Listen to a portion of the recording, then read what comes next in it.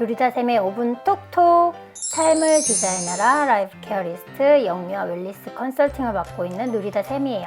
안녕하세요.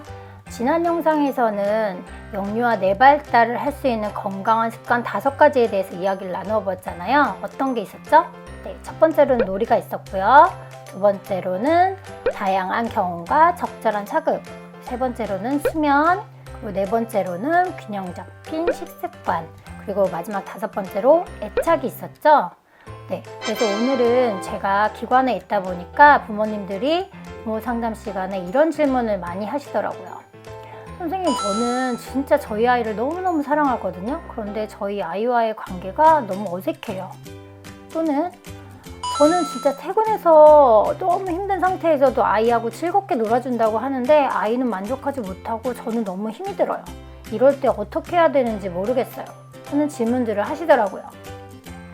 그래서 제가 오늘은 이렇게 질문하신 부분을 몇 가지 정리를 해서 여러분과 이야기를 나눠보려고 해요.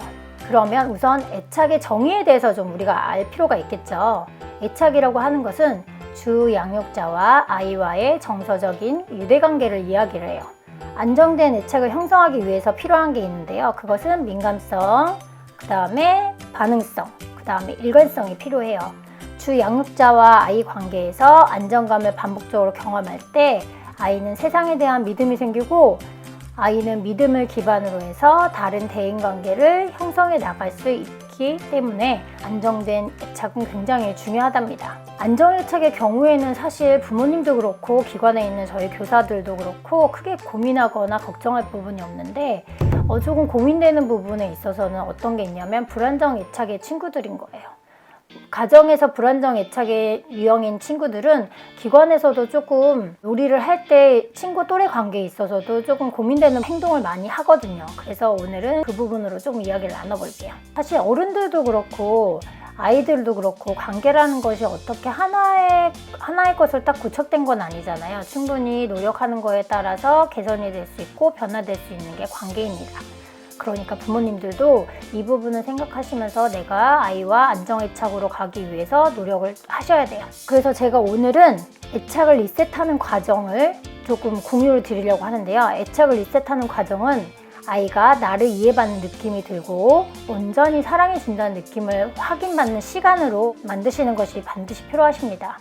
애착을 리셋하는 방법에는 반드시 지켜야 될 부분 3가지가 있는데요.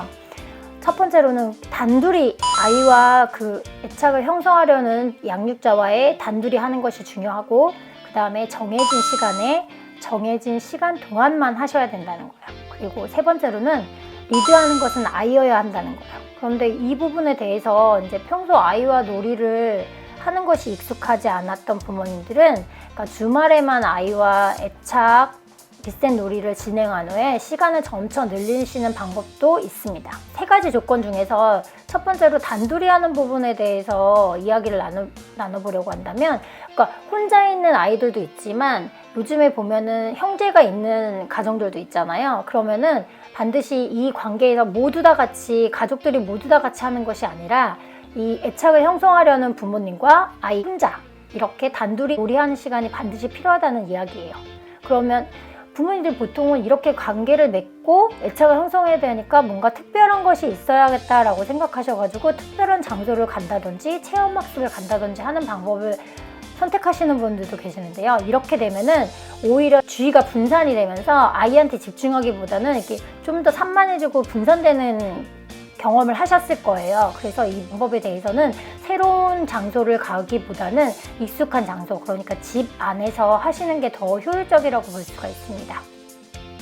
그 다음에 정해진 시간과 정해진 시간 동안만 놀이를 하셔야 돼라고 말을 하면 부모님들이 왜 그러다 보면 아이들이 더 놀아달라고 때를 피우거나 아니면 왜 이렇게 해야 되냐라고 반문을 할 때도 있는데요. 그것은 왜 그러냐면 정해진 시간에 정해진 시간 동안이라는 것은 안정화된 것을 말해요. 예측할 수 없는 불안정한 것이 아니라 안정화된 상태를 이야기합니다. 그래서 이 부분은 반드시 지켜주시는 것이 중요하고, 만약에 아이가 더 놀고 싶다는 표현을 하거나 이렇게 했을 때에는 그럼 내일 동일한 시간 뭐 시간을 정하시는 거죠. 오후 4시면 4시, 오후 7시면 7시 이렇게 시간을 정하셔가지고 정해진 시간에 요 40분 동안 엄마하고 오롯이 또는 아빠하고 오롯이 너와 나와 이 시간은 충분히 놀이를 즐기는 거야 라고 이야기를 하시면 좋을 것 같아요. 그러다가 이제 시간을 점차 늘려 나가셔도 되고, 그렇지 않은 시간이 좀 여유롭지 못하다 그러면 일단 주말에만 시도해 보시는 것을 저는 추천드립니다.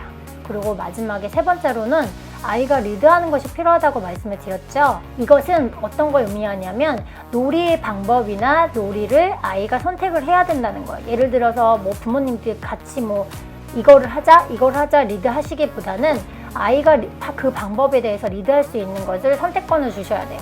예를 들어 아이가 컴퓨터 게임을 하고 싶어요, 같이 책을 보고 싶어요 라고 이야기를 할 수도 있어요. 그런데 이런 부분에 있어서는 사실 컴퓨터 게임을 하거나 책을 보는 부분은 혼자 하는 부분이 더 크잖아요. 이럴 때는 안 된다라고 말하시기보다는 그러면 컴퓨터 게임 하는 방법을 엄마에게 알려줘, 아빠에게 알려줘 라고 표현을 하시거나 책을 읽고 느낀 부분에 대해서 반드시 공유하는 것이 필요합니다.